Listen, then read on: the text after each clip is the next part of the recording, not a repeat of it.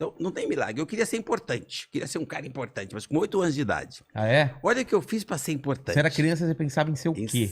ser importante. É? A minha O que mãe, era ser importante pra você? Era... alguém que cuida, que todo mundo fica em volta e Ah, se reverencia, tipo assim, acha você admirável. entendi. Eu via essa imagem na minha mãe. Minha mãe era Ah, essa é? empreendedora. Ela não sabia ler nem escrever, mas ela pegava resto de feira e dividia com os vizinhos. Ela já cuidava dos vizinhos. Eu achava Ah, que aquilo era um poder enorme. Toda a favela se reverenciava a minha mãe. Minha mãe cuidava de todos. E a minha mãe era uma figura que todos os lugares ela era atendida de A a Z, desde da vizinha do lado até o prefeito.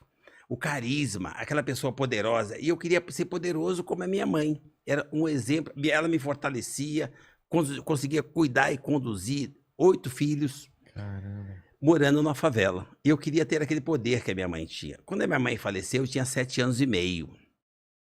E eu falei, como é que eu vou fazer agora para poder deixar o legado que a minha mãe deixou? Porque para mim, minha mãe é imortal. Porque para mim morre só quem é esquecido. Como a minha mãe não foi esquecida, para mim ela é permanente. É Mas, imortal. mas na época, como foi isso pra você? Com 7 anos e meio? Olha, a minha mãe me ensinou uma coisa muito forte, Vilela. Quando o sol entrava na festa do meu barraco de manhã, a minha mãe fazia a gente pôr o joelho e agradecer o privilégio de estar vendo o sol, o direito de mais um dia. Quando ela faleceu, eu estava tão forte nos meus valores que eu entendi que o recado dela era para a gente valorizar o tempo, que o tempo acaba. É, E eu entendi que o tempo da minha mãe acabou e eu não sofri. Eu só quis dar continuidade ao que ela fazia, que era cuidar das pessoas, ter a importância que ela tinha, para eu você continuar. pegou o propósito dela pra você. Isso. Eu não sabia o significado da palavra propósito, porque eu nem ia na escola. Mas eu entendi que eu queria ter o poder da minha mãe. Olha onde é que eu fui buscar o poder. Eu arrumei um trabalho com 8 anos de idade para ensacar carvão. E com o dinheiro que eu ensacava carvão, eu trabalhava 12 horas por dia, porque minha mãe sempre me ensinou que o dia tem 24 horas. Ninguém precisa mais que 8 para dormir. Então eu sabia que sobrava 16. É. Eu trabalhava 12 horas ensacando carvão com 8 anos, e eu não achava que era exploração, que era trabalho escravo. Eu achava que era a oportunidade de eu ser importante, de eu buscar o meu grau de importância. Com aquilo eu conseguia ganhar um pouco mais de meio salário. Mas olha que interessante, eu pegava o meu meio salário, levava para casa e eu conseguia pôr na mesa café com leite e pão com manteiga, porque o papai só conseguia arroz com feijão e o ovo porque a gente tinha uma galinha. Ah, é?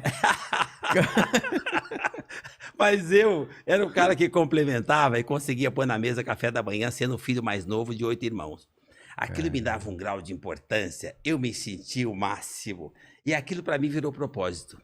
O que que eu posso fazer para somar na vida do outro? Eu mudei de endereço, mudei de estrutura, os tempos passaram. Para mim, os tempos não foram difíceis, foram sendo diferentes. E o meu propósito continua o mesmo. Todos os dias eu saio de manhã com um propósito muito claro, de saber o que que hoje eu posso fazer para fazer diferença a partir de mim, cuidando de mim, e em seguida o que que eu posso fazer para somar na vida de mais alguém, começando com os meus. É.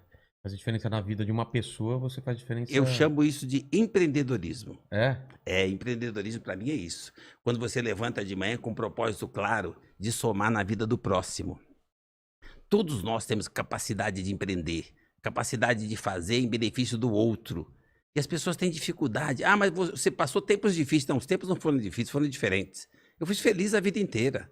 É o propósito, o ponto de vista, como é que você está olhando as coisas? No meu ponto de vista, que eu tenho muita fé, Deus não sacaneia ninguém. São fases que você vai passando e vai adquirindo anticorpos. Meus filhos são tudo frágeis e eu tenho anticorpos. Então, assim, eu sou privilegiado.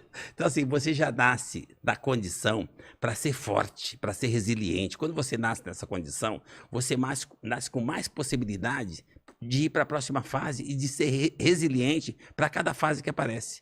Porque a natureza é perfeita. Ela te cria naquela situação, você faz as melhores escolhas, porque eu morava na favela você pode fazer escolhas. É só você copiar. Escolhe aquilo que o outro escolheu e está dando certo. Porque quando você erra na escolha, começa a dar errado muito cedo. Quando você percebe que tem pessoas que fizeram escolhas diferentes que deu certo, copia. Eu copiei os meninos que carregavam marmita, porque os outros meninos que carregavam outro tipo de coisa duravam menos. Você já viu que podia ter problema se você entrasse. Tinha duas escolhas, você escolheu Por que eu escolheria uma coisa que eu tô vendo que tá acabando rápido? que dá mais dinheiro, mas que acaba rápido. Eu não sou mais honesto ou mais inteligente, eu só fiz uma escolha melhor. É. Eu só copiei aquilo que dava certo. Então, eu acho que todos nós podemos fazer isso. Ver o que está dando certo, copia. É simples assim. Empreendedorismo para mim, é comportamento, jeito de pensar, atitude e assumir responsabilidade como aquele problema é seu. Existe problema? Existe. De quem que é o problema seu? Então você começou a empreender. Entendi. Tem mais presente ou não? Tem mais presente. Vamos lá. Vamos